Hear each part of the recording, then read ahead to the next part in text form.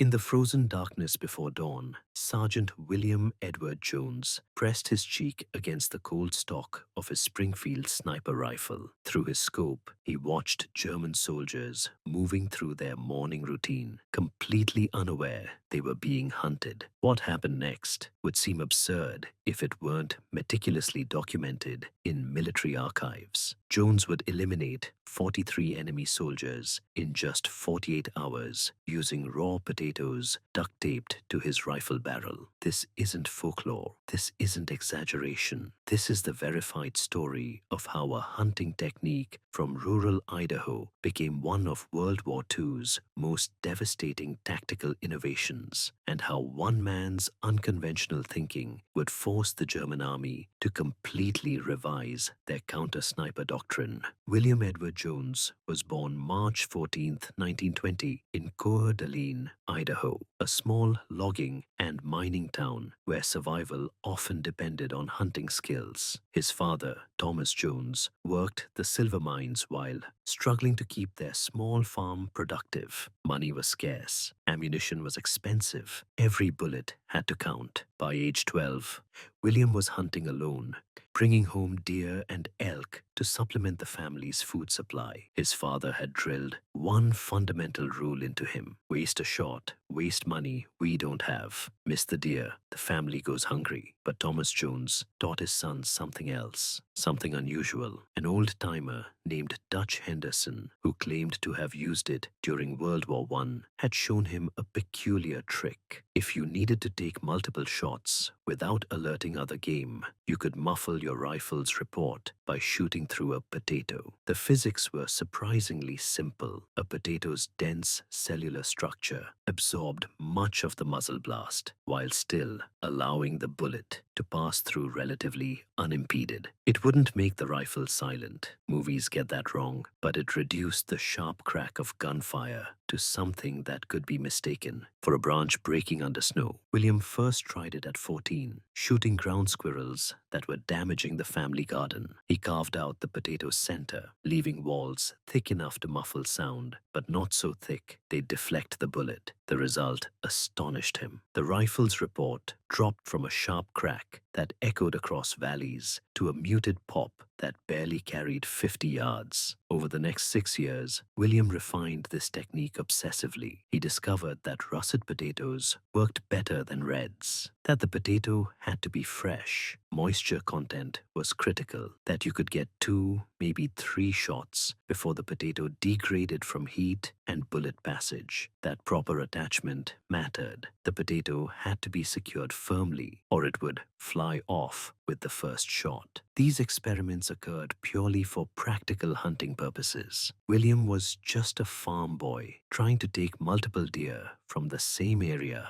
without spooking the herd. The idea that this improvisation would one day save American lives in Germany's deadliest forest never crossed his mind. Pearl Harbor changed everything. William enlisted on January 3rd, 1942, 1 month before his 22nd birthday. At the recruiting station in Spokane, he listed his occupation as logger and hunter. The recruiter, recognizing valuable traits, suggested he try out for sniper training. The Army's hastily expanded sniper program looked for specific characteristics: rural background, hunting experience, independent thinking, comfort with solitude. William fit the profile perfectly. Basic training at Fort Lewis, Washington, confirmed his exceptional ability. He qualified expert on his first range session, scoring 238 out of a possible 240. His drill instructor later told Army historians that Jones displayed the most natural shooting ability he'd encountered in 20 years of service. But what separated William from other expert marksmen wasn't just accuracy, it was fieldcraft, the ability to move silently through terrain, to read wind and weather,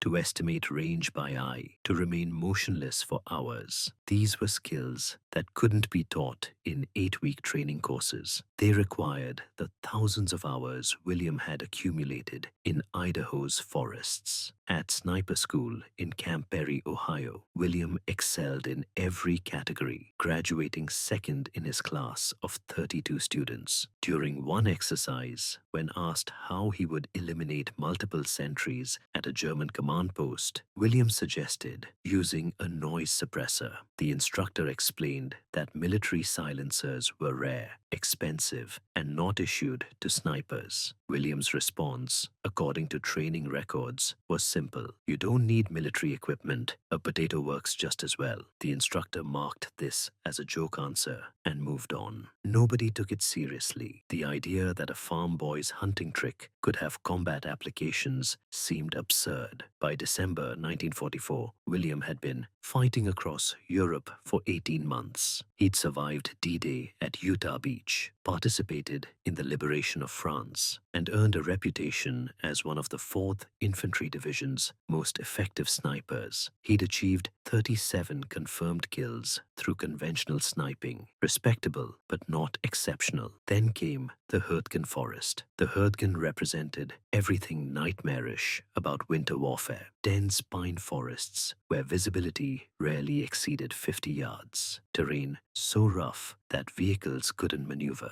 Weather that alternated between freezing rain and snow. German defenders who had fortified every hilltop, every clearing, every trail. American forces had been fighting through the Hürtgen since September, suffering catastrophic casualties. By December, the 4th Infantry Division had lost over 5,000 soldiers trying to advance through this green hell. Progress was measured in yards, purchased with blood. William's platoon received orders on December 7th to conduct reconnaissance toward German positions on Hill 319. Intelligence estimated enemy strength at 2 companies, approximately 250 to 300 soldiers. The mission was to identify defensive positions and report back. The patrol moved out at 0300 hours on December 8th, 12 men moving through the frozen forest in darkness. William carried his Springfield sniper rifle, a suppressed pistol, and his combat knife, but tucked into his pack, wrapped in cloth to prevent bruising, were 6 large russet potatoes. His squad mates mocked him. Sergeant Jones and his potatoes, they joked. Planning to cook dinner for the Germans? William hadn't told anyone his actual plan. The potato suppressor technique seemed too unconventional, too ridiculous to explain to officers who might dismiss it. He'd decided to try it in combat and see if it worked as well against Germans as it had against Idaho deer. At 0430 hours, the patrol reached an observation point overlooking German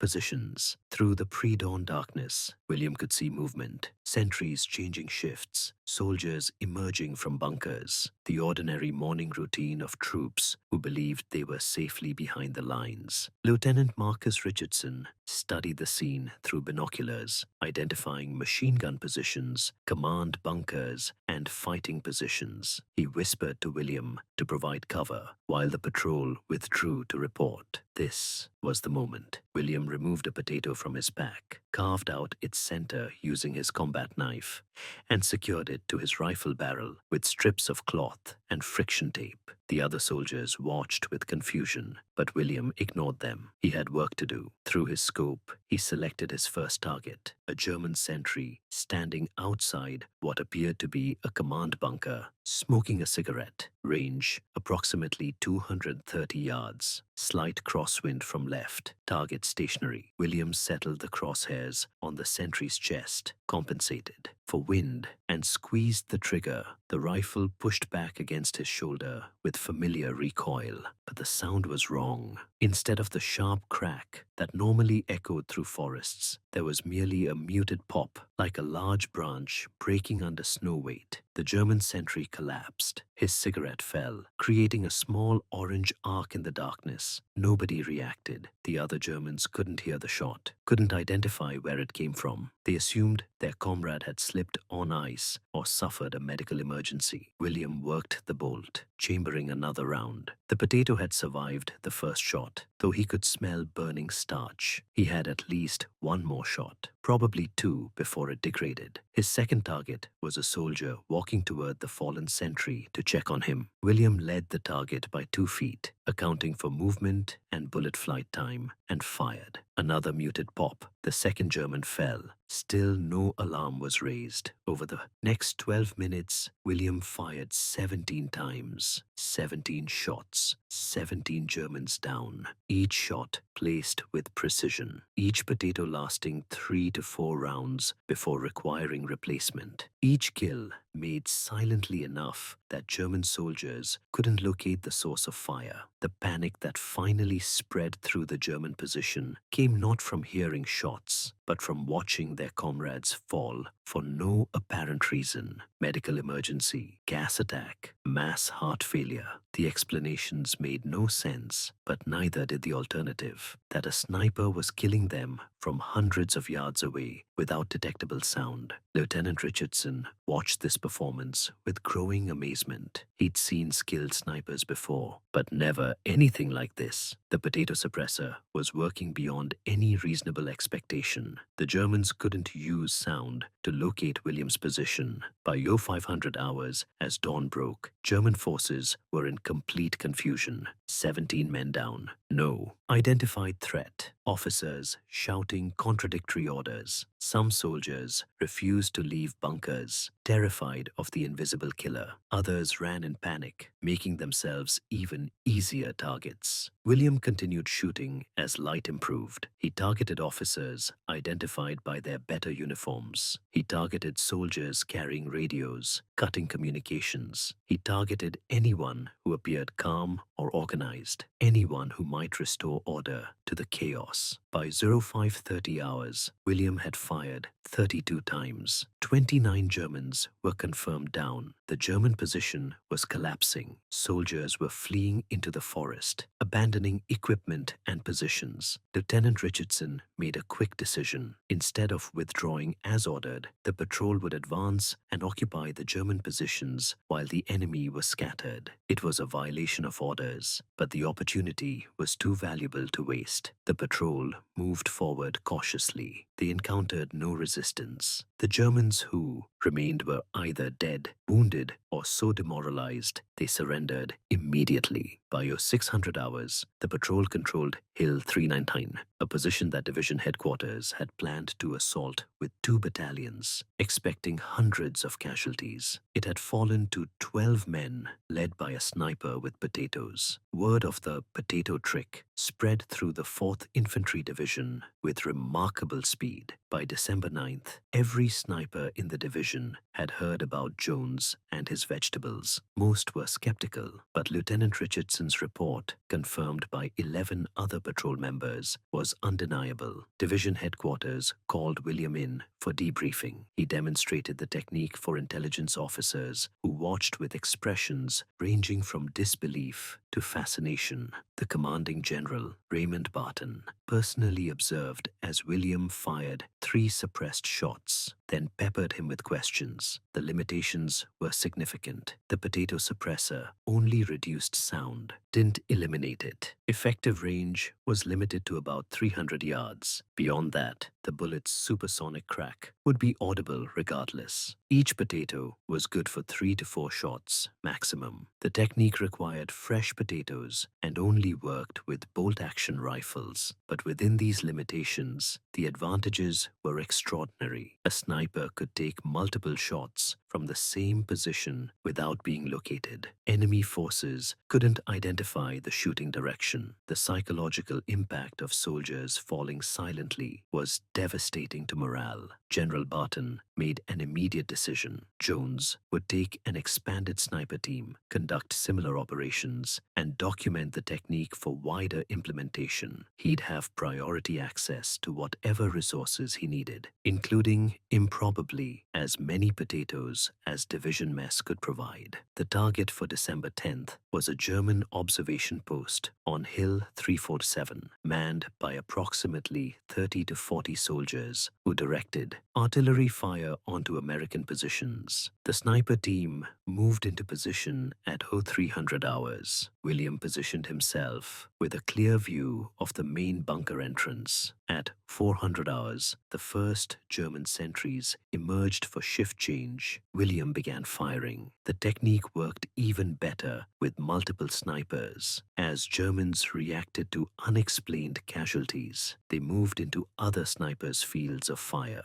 Each sniper worked methodically, changing potatoes every 3 to 4 rounds. Over 2 hours, the team fired 112 times. 87 Germans were confirmed killed or wounded. The observation post was eliminated without the American team receiving a single shot in return. But William's performance stood out even among this effective team. Of the 87 casualties, William had personally accounted for 31. His accuracy rate exceeded 90%. When the team returned to division headquarters at noon on December 10th, William's confirmed kill total had reached 68. In just 3 days, using the potato technique, he'd nearly doubled his total kill count. The psychological impact on German forces was severe. Intercepted radio communications showed complete confusion. One decoded message reported, American snipers using unknown suppressed weapons conducting assassinations from impossible distances. Request immediate counter-sniper reinforcement and technical intelligence on American suppressor technology. German counterintelligence officers examining casualties found standard 30 .06 bullets with no indication of special weapons. The wounds were consistent with conventional rifle fire, but German troops swore the Americans were using silent weapons, ghost guns that killed without sound. On Hill 347, German forces discovered scorched potato fragments near some casualties. Intelligence officers photographed these remnants, sent samples to technical evaluation units, and tried to determine their significance. The idea that Americans were using vegetables as weapon suppressors seemed too absurd to credit. German analysts concluded the potatoes were unrelated, probably from soldier rations. This intelligence failure would prove costly because German command didn't understand the potato technique. They couldn't develop effective countermeasures. They deployed additional sentries, which just provided more targets. They instituted stricter discipline, which had no effect against optical snipers. William's final statistics for December 1944 were extraordinary. 98 confirmed kills for the month, 61 using potato-suppressed shots, an accuracy rate of 88% across all shots, and 0 casualties inflicted on his sniper team despite numerous engagements. By war's end, William's total confirmed kills reached 137, making him one of the most successful American snipers in the European theater.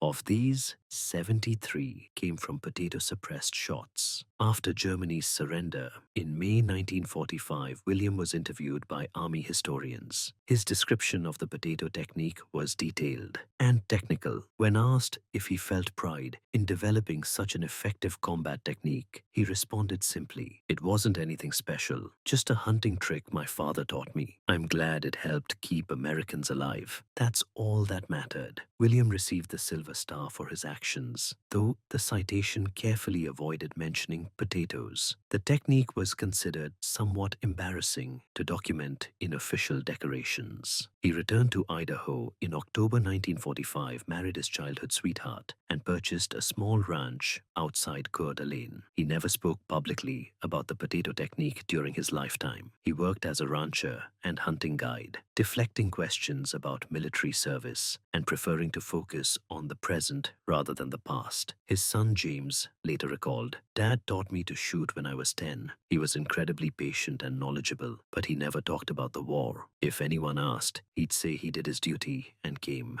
home. That was it." Military historians examining William's performance have identified several factors that enabled his exceptional success. First, his rural hunting background created skills that military training couldn't replicate quickly. Those thousands of hours shooting in varied conditions developed unconscious competencies that proved decisive in combat. Second, his willingness to employ unconventional techniques gave him advantages traditionally trained snipers lacked. The potato suppressor wasn't in any manual, wasn't taught in any school, wasn't part of a proved doctrine, but it worked, and William had the confidence from hunting experience to use it despite lacking official sanction. Third, the specific tactical conditions of the Hürtgen Forest perfectly suited the technique's capabilities. Dense terrain, close ranges, confused enemy forces, all these factors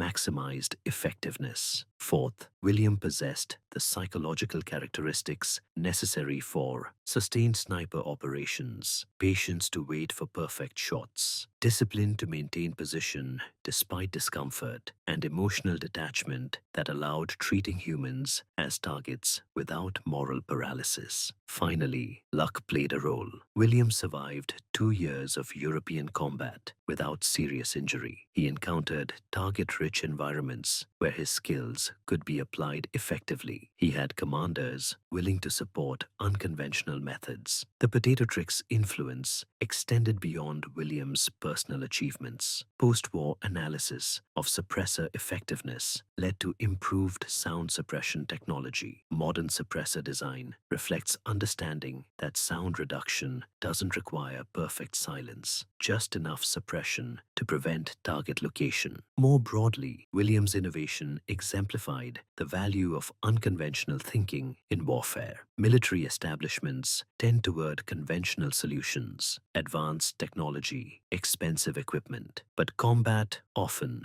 rewards simple innovations that solve specific problems without requiring extensive development. The potato suppressor cost nothing, required no special manufacturing, could be improvised from available materials, and worked effectively within its limitations. This represented exactly the kind of practical innovation that combat veterans develop through experience and necessity. The story also illustrated how military institutions can miss valuable innovations. Williams' sniper instructors dismissed the potato technique as a joke. Many officers remained skeptical even after proven effectiveness. Only General Barton's willingness to consider unconventional methods allowed the technique to demonstrate its value. William Jones died on August 23, 2003 at age 83. His obituary mentioned his military service in a single sentence. Most readers had no idea they were reading about one of World War II's most innovative combat soldiers. His funeral was attended by over 400 people,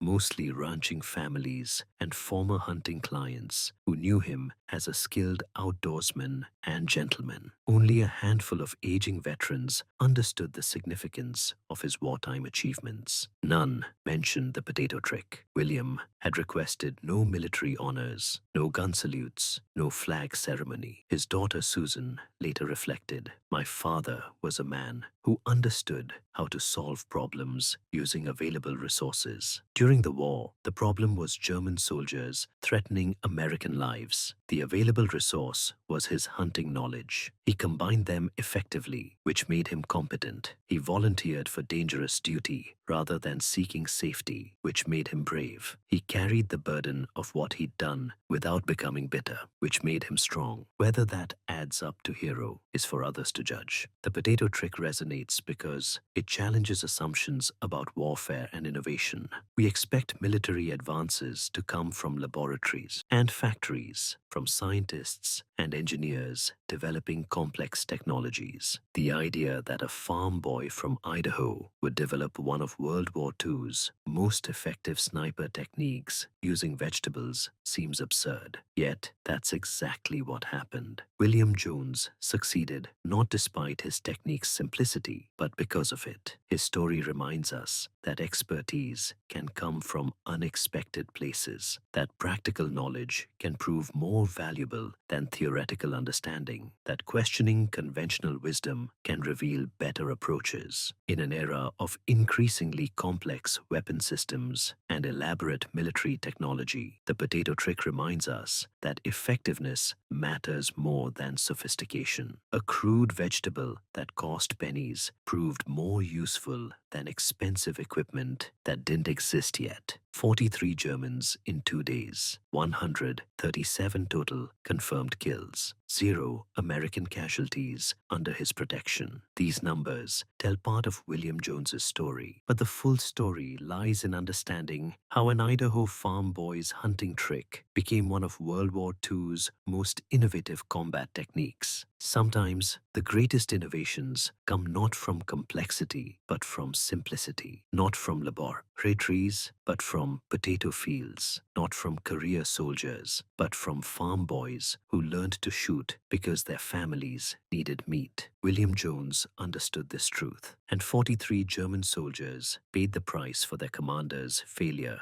to imagine that American snipers might fight with vegetables.